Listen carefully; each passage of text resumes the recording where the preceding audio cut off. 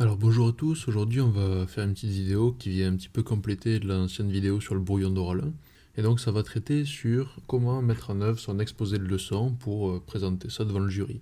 Vous arrivez sur le site, vous allez dans méthodologie, oral 1, et là vous arrivez sur cette page. Donc, comme je vous l'ai dit, elle vient en complément de la première vidéo, je vous la mets en haut à droite pour que vous voyez un petit peu à quoi ça ressemble si vous ne l'avez pas déjà vu. Et donc on va voir un petit peu comment exposer tout ça, mettre en lien ce qu'on a vu dans l'analyse du dossier, le projet de formation et les deux éléments pour bien répondre au sujet. Donc pour ça, en haut, vous avez un petit exemple de mon premier oral que j'ai pu faire avec cette méthode, mais pas tellement cette méthode-là, parce qu'après j'ai dû la modifier un petit peu, ce qui donne ça à la fin. Mais voilà, la première fois que je suis passé devant un jury, ça a donné ça, c'était une première approche de cette méthodologie. La deuxième vidéo, c'est une autre méthodologie complètement différente, mais qui peut permettre d'avoir 20 à l'oral. Bon, celle-là aussi, moi j'ai 18 le jour J avec ça, mais voilà, en fonction des différentes aspirations, des différentes préférences, on va préférer une ou l'autre, donc ça, comme ça vous pouvez avoir les deux exemples. Pour cette méthodologie-là, vous pouvez télécharger cette trame-là en cliquant sur la petite icône de lumière, de l'ampoule, à côté de méthodologie. Et donc là, ça va vous faire télécharger le fichier, comme ça vous l'aurez en format texte et vous pourrez copier, coller, modifier un petit peu tout ça à votre sauce. Sur cette page, vous avez aussi un exemple à chaque fois de ce que ça peut donner concrètement sur un papier. Donc, concrètement, là, on avait clairement sur notre petit papier tout ce qu'on allait dire au jury. Comme ça, même si on le connaissait à force de faire différents oraux, même si on le connaissait par cœur, on avait quand même sous les yeux un appui pour au cas où on se trompe ou on oublie 2-3 trucs, etc. Ça pouvait un petit peu nous rassurer.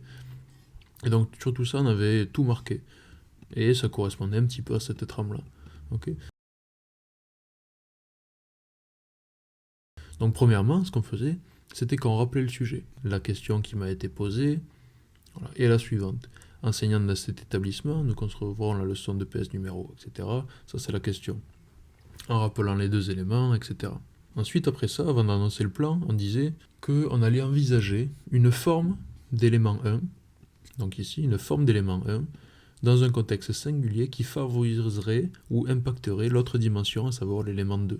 Donc on peut le voir ici, si on prend un exemple, propose d'envisager une forme de travail en groupe, afin de les sensibiliser à une méthodologie de travail et ainsi les amener à vite réussir par exemple. Donc ça c'était un petit peu les deux éléments.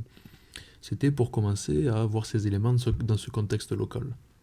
Et après ça on annonçait le plan en disant voilà, dans une première partie on introduira un petit peu le contexte, ensuite il sera question de présenter le projet de formation et l'objectif de leçon qui seront liés. Et ensuite, enfin, nous présenterons la leçon dans laquelle nous détaillerons la situation d'apprentissage et finirons par un bilan. Donc voilà, selon comment on préfère, on peut dire 4, 5 parties, etc. Ou même dire 3 parties, voilà, en fonction de comment on découpe, mais bon, ça on s'en fiche un petit peu. Tout ça, ça prend 30 secondes. Donc faut que ça enchaîne, faut que ça envoie et qu'on dise que des informations qui sont vraiment utiles et pas qu'on meuble avec n'importe quoi. Donc la première partie, si vous avez suivi, c'est la présentation succincte de l'établissement.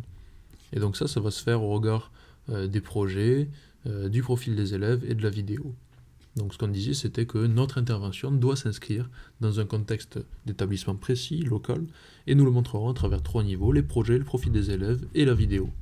Et c'est là qu'on va commencer directement à faire le lien avec toutes les informations qu'on avait relevées dans le dossier, la vidéo. Je vous mets une petite capture d'écran de ce que ces tableaux peuvent donner, donc voilà, ça peut donner ça, et toutes ces informations-là, on va pouvoir les retrouver juste ici sur la feuille. Donc sur notre feuille, on a marqué là, doit s'inscrire dans un contexte singulier, et donc là, on a nos petits numéros. On voit que dans les projets, on a les tutorats, la responsabilisation qui est importante, le profil des élèves, on voit qu'on a notre petit 21, qui correspond à, sur notre fiche de dossier, à voilà, une information qu'on a prélevée, et etc. Et si vous avez suivi, étant donné que les informations du dossier, on les avait prélevées au regard des deux éléments, et bien tout ça, tous les numéros avec lesquels on va justifier, ça va être légitime parce qu'ils vont être liés aux deux éléments et donc plus tard au projet de formation.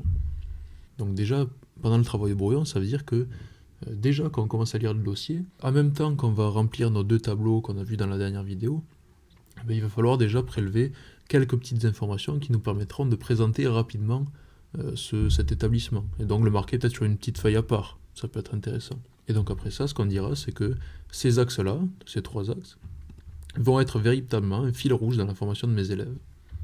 Et donc là, ce qu'on va faire, c'est qu'on va donner l'ambiance directement de cet établissement, des élèves qu'on va avoir et de notre leçon à terme, au travers des 2 éléments, parce qu'on va justifier chaque fois, et je le répète, au regard des éléments qu'on aura prélevés dans le dossier, qui sont en lien vraiment avec les éléments du sujet. Et donc là, ça doit durer vraiment, je vous ai mis le timing, 1 minute à 1 minute 30, donc ça va être vraiment très rapide. Ensuite, après ça, le développement, il va falloir présenter notre projet de formation et l'objectif de leçon. Mais avant ça, c'est un petit peu comme en écrit 1 ou en écrit 2, avant de proposer la problématique, qui correspond ici au projet de formation, eh bien, il va falloir définir un petit peu les différents termes, les différents blocs. Et ici, les blocs, c'est les 2 éléments.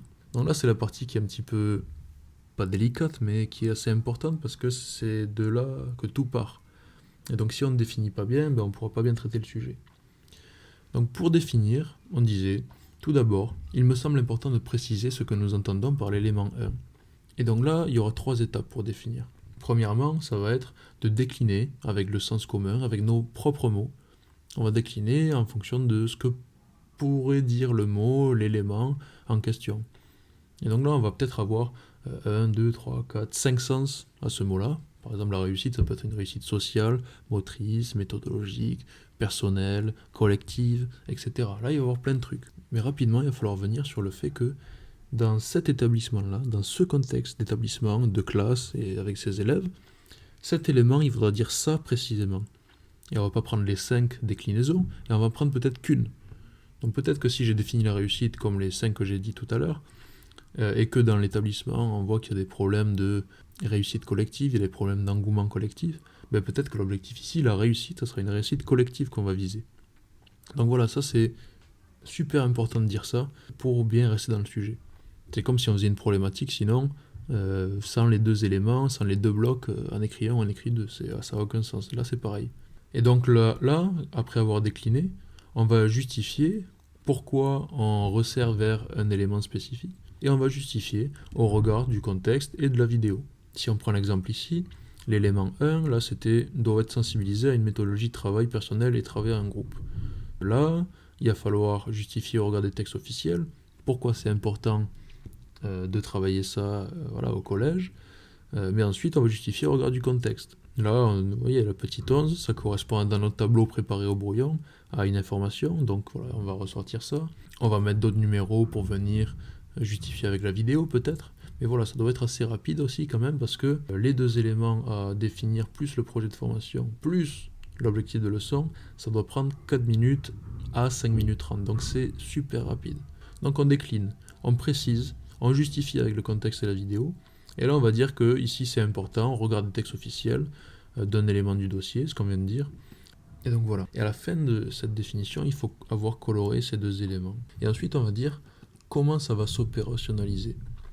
Donc comment cet élément il va se voir concrètement dans la classe. Mais la réussite collective, ça sera peut-être mettre en place une interdépendance dans les groupes, peut-être faire des tournois collectifs qui seront gagnés collectivement, enfin voilà, ça peut être plein de choses. Et donc là on va garder certains moyens qu'on utilisera plus tard dans notre leçon. Donc ça permet dès les premières 4-5 minutes de rentrer dans la leçon et de montrer au jury que nous on a déjà pensé un petit peu à la leçon, déjà en voyant les premières lignes de ce dossier-là. Après ça on fait pareil pour l'élément 2, vous l'avez compris, c'est pareil, on décline, on justifie en venant préciser au regard des textes, de la vidéo, du dossier, et ensuite pareil, on donne un petit moyen dans la leçon d'y arriver. Quand on a fait ça pour les 2 éléments, on va venir proposer le projet de formation.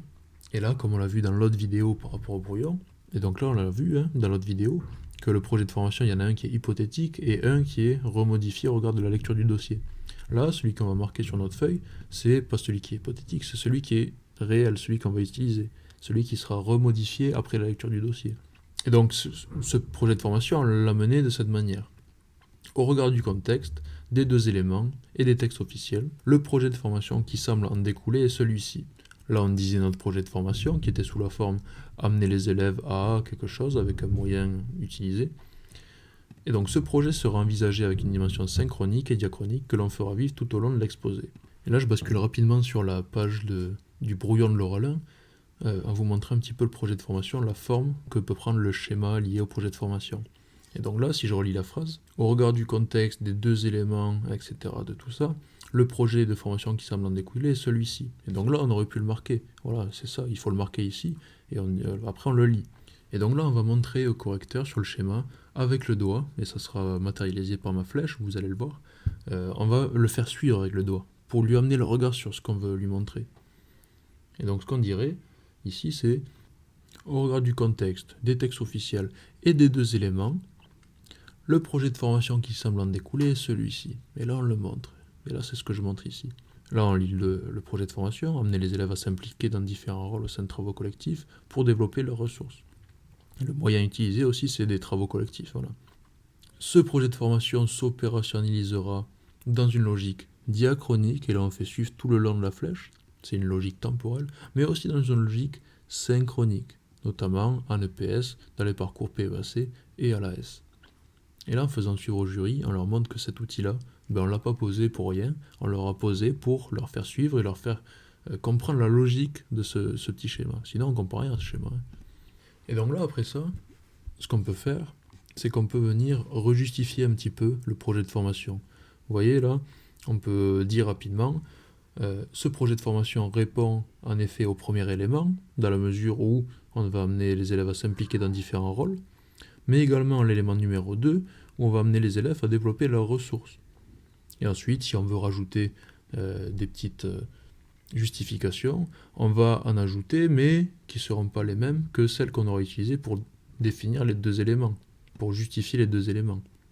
Quand on ne va pas réutiliser les mêmes justifications, parce que ça va être un petit peu redondant et ça va un petit peu embêter le jury. Donc vraiment, on change un petit peu si on veut rejustifier ça.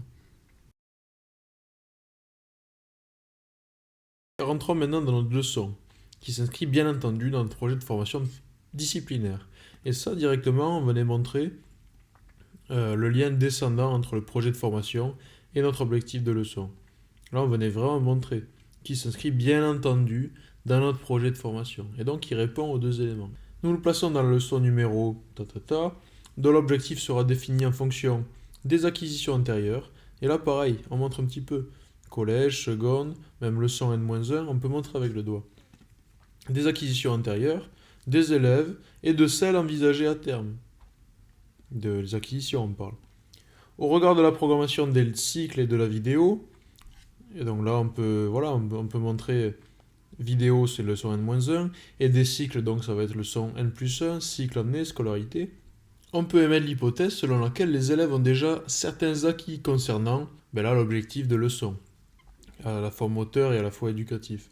Ils ont déjà des acquis au regard de ces deux objectifs. On va le voir à travers la vidéo et à travers les différents projets de cycle, de classe.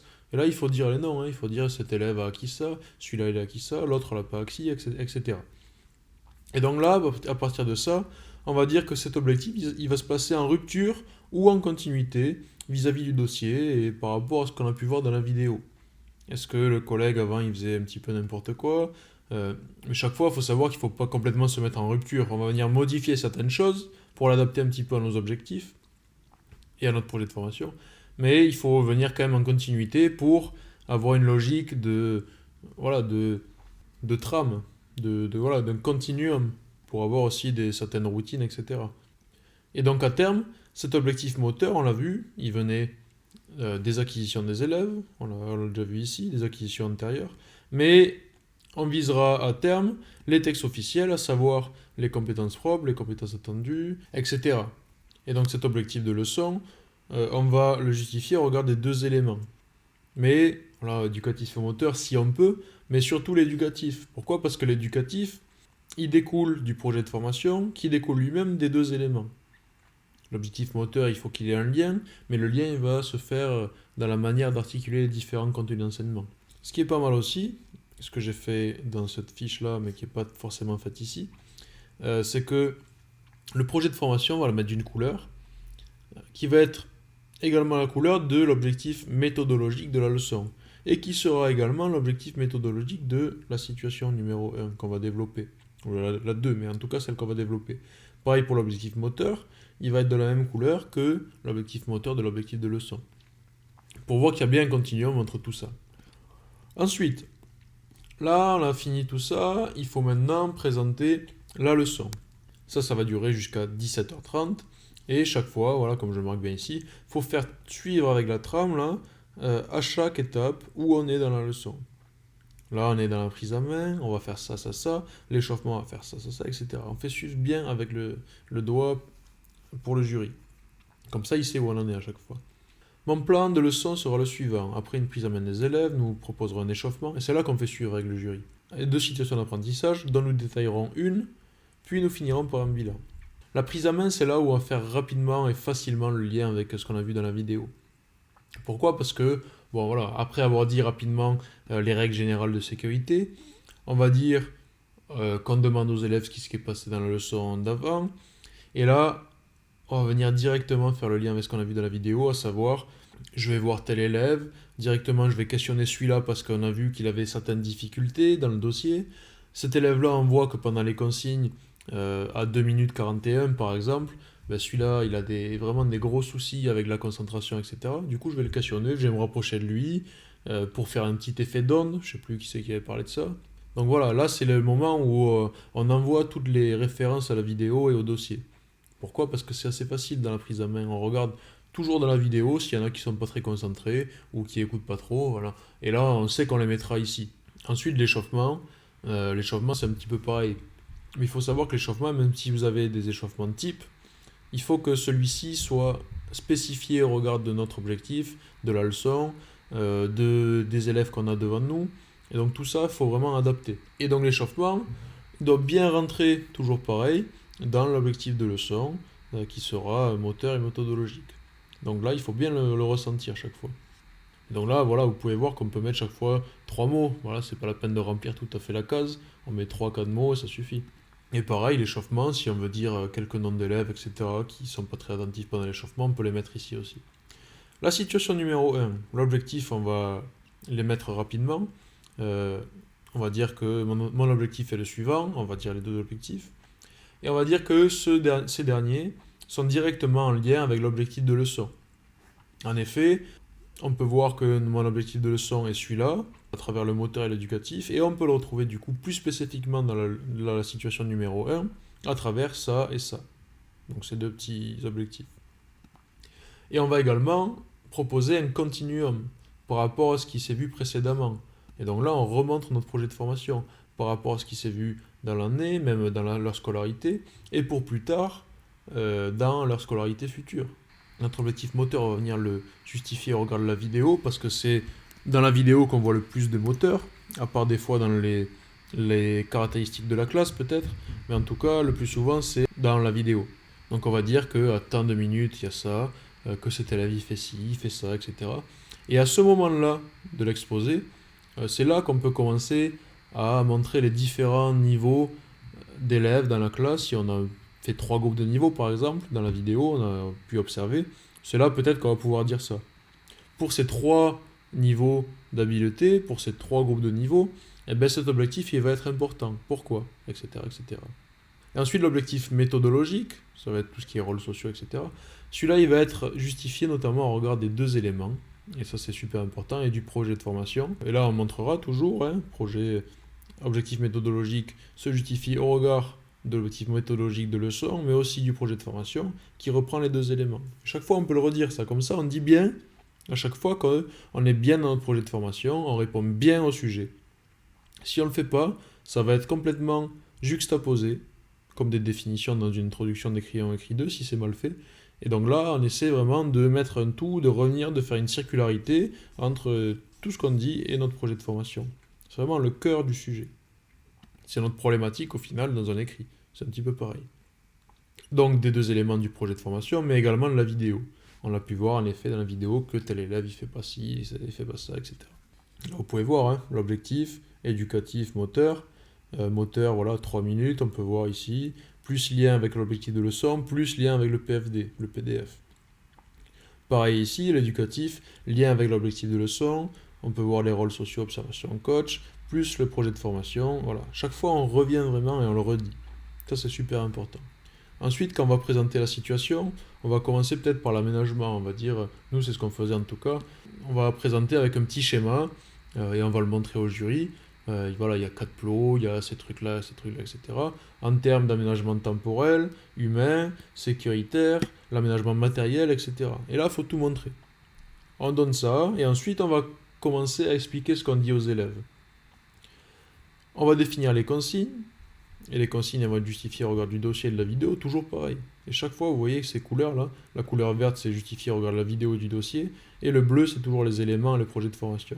Si vous regardez, à part au début où je ne l'ai pas trop mis, mais c'est quand même le cas, là il y a toujours un retour au PDF, à la vidéo, au dossier, etc. Il y en a toujours.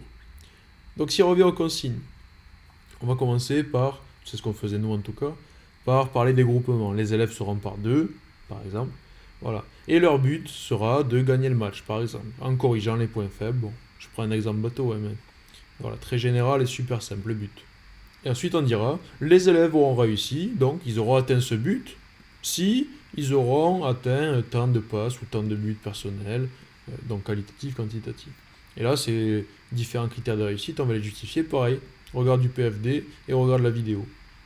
Ouais, les critères de réussite, on va pas donner un critère de réussite sur faire des bonnes passes, si notre objectif moteur, ça va être sur, je sais pas, le tir, par exemple. Mais c'est un objectif pourri, mais enfin voilà, vous avez compris la démarche. Pareil pour si on avait un critère de réussite davantage éducatif, arriver à réguler mon partenaire tant de fois, etc. Si mon objectif éducatif, c'est pas du tout sur la régulation, sur l'entraide entre les élèves, ben, il n'y a aucun intérêt. Donc voilà, les critères de réussite. Et ensuite, on va dire, pour arriver à être en réussite, donc pour arriver à ces critères de réussite, les élèves dans cette situation devront apprendre à, et c'est là où on va citer 3, 4 contenus d'enseignement. C'est CE, contenu d'enseignement. Et donc on pourra les développer en termes de connaissances, capacités, attitudes, si on veut. Et là, c'est là où on va faire tous les liens avec tous les dispositifs synchroniques, les différents parcours. Et c'est là qu'on a vu tout à l'heure que notre projet de formation, et donc notre objectif ici de situation, il va être en lien dans une logique synchronique avec l'EPS, avec les parcours PEC et avec l'AS. On l'a déjà dit dès le départ dans notre introduction.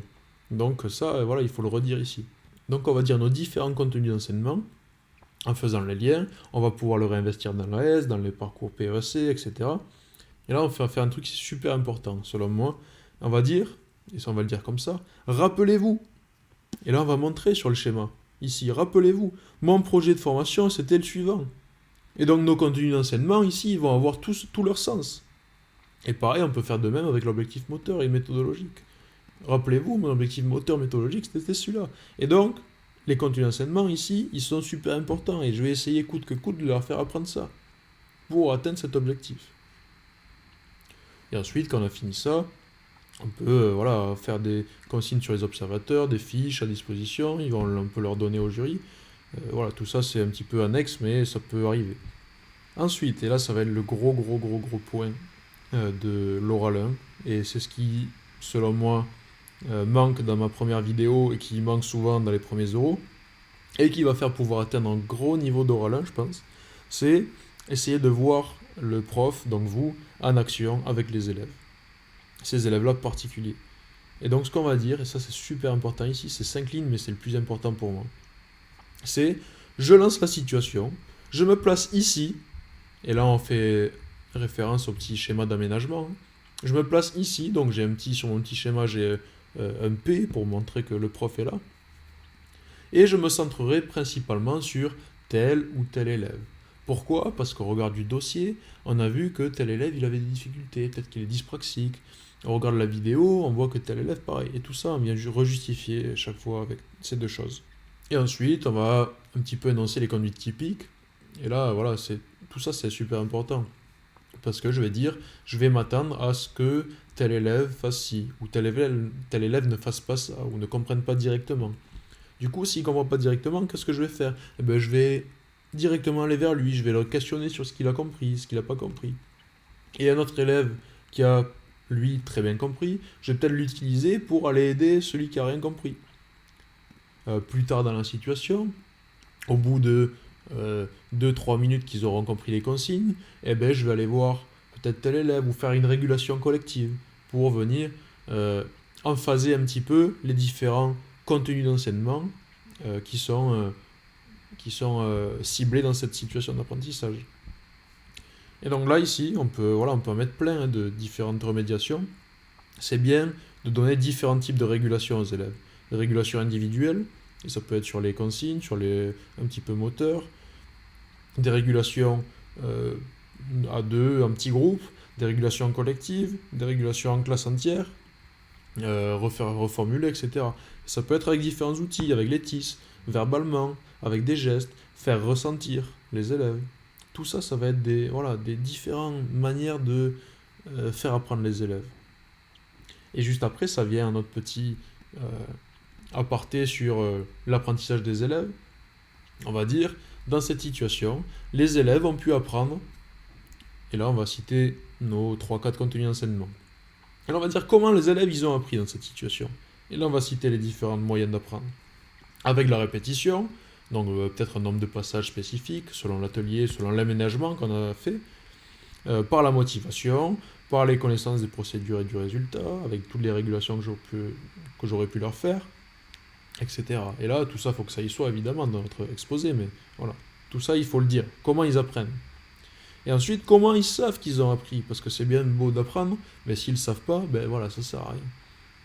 Et donc là, les critères de réussite, ils vont être un outil, la verbalisation en fin de leçon dans le bilan, la fiche d'observation, ça peut être plein de trucs. Okay, ça, normalement, vous avez les billes pour savoir comment les élèves peuvent savoir qu'ils ont appris. Ok. Donc voilà, là, cette situation, elle est finie. Il faut essayer de tout dire ici, parce que c'est un minimum, je pense qu'il y a d'autres choses à dire, peut-être même qui seraient importantes. Ça sera à vous, petit à petit, de modifier, de réguler cette trame dans les oraux. Mais voilà, ça c'est un petit peu, pour moi, l'essentiel, en tout cas, ce qui m'a permis d'avoir 18 à l'oral 1. Mais bon, voilà. Après, quand on est dans la situation numéro 2, on va dire, dans ma leçon, ils ont fait ça, dans la situation 1, etc. Donc, je fais une situation 2 où ils pourront réinvestir ce qu'ils ont pu apprendre, notamment dans la situation 1. Et donc là, il faut montrer bien le lien entre la situation 1 et 2, en montrant avec le doigt les différents allers-retours qu'on peut faire. Voilà, on dit rapidement ce que c'est, et on dit, voilà, le lien, il est là. Ils peuvent réinvestir ce qu'ils ont fait, ce qu'ils ont appris en termes de contenu d'enseignement ici. Les contenus qui sont ici. Donc on a fait le lien, etc. Il faut finir impérativement avant 18 minutes pour pouvoir avoir le temps de faire un bilan. Parce que si on fait un oral où il n'y a pas de bilan, eh ben, c'est un petit peu comme un écrit sans conclusion. Donc dans le bilan, rapidement c'est assez simple, mais il faut le faire. Très modestement, je pense que mes élèves auront appris à, et là on répète un petit peu les différents contenus d'enseignement qu'on a essayé de développer, qui sont en lien direct avec l'objectif de leçon. Donc normalement, à la fin de la leçon, ben, l'objectif qu'on a eu ici, normalement il doit être atteint. Et il doit être lié à mes différents indices qui me serviront à savoir si les élèves ont appris ou non. Et ensuite, on va dire, mais cela nécessite d'être poursuivi lors de la leçon suivante, le cycle d'APSA et leur année. La leçon suivante, le cycle d'APSA, le lycée, la scolarité, voilà, on peut mettre plein de trucs. Et là, pareil, on refait la dimension diachronique qu'on avait dit au début pour le projet de formation. Donc voilà, j'ai essayé d'être assez court, mais d'être assez clair. Je ne sais pas si je l'ai été en tout cas. Si je ne l'ai pas assez été, ce que vous pouvez faire, c'est que voilà, venez ici, vous avez la petite icône des questions, donc cliquez là, et vous tapez votre message. Moi, je le reçois direct sur mon téléphone, c'est rapide, soit en commentaire sous la vidéo. Donc voilà, vous pouvez très bien poser des questions. J'essaierai d'y répondre au mieux. Je vous laisse un petit peu digérer tout ça, et là, comme je vous le répète, cette trame-là, que vous allez pouvoir télécharger ici, cette trame, elle est largement perfectible. Et c'est à vous, au fur et à mesure des oraux que vous allez passer avec vos formateurs, ou tout seul en groupe avec des potes, tout ça, ça sera à vous de vous le faire évoluer en fonction de vos aspirations, en fonction de vos préférences, etc. Ça, c'est un exemple. Ça permet d'avoir une espèce de base qui me permet d'être un petit peu rassuré. Donc voilà, je vous laisse avec tout ça. N'hésitez vraiment pas si vous avez des questions. Et voilà, si vous voulez avoir la notification des nouvelles vidéos, vous pouvez très bien vous abonner à cette chaîne qui vous permettra de recevoir en temps réel les différentes vidéos ajoutées, que ce soit en oral 1, en oral 2. Et voilà. Donc bon courage et bons oraux.